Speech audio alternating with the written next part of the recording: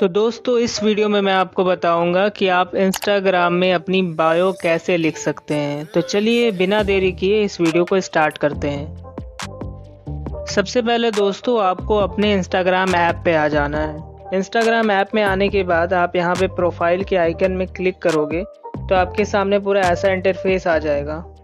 उसके बाद यहाँ पे देखो दिख रहा है, जब आपकी न्यू आईडी होगी तो यहाँ पे दिखेगा add your name and bio.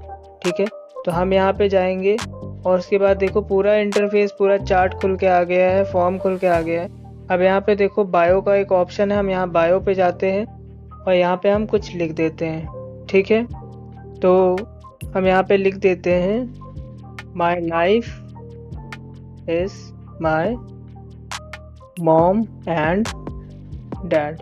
ठीक, ये मैंने लगा दिया और यहाँ पे लिख दिया। दूसरा यहाँ पे हम लिख देते हैं जैसे ऑनेस्ट गाय, ऑनेस्ट गाय।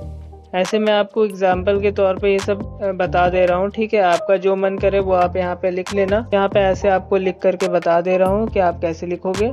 ठीक है, ऐसे आप यहाँ पे 3-4 लाइन या फिर जो भी आपको लिखना हो आप यहाँ पे लिख देना।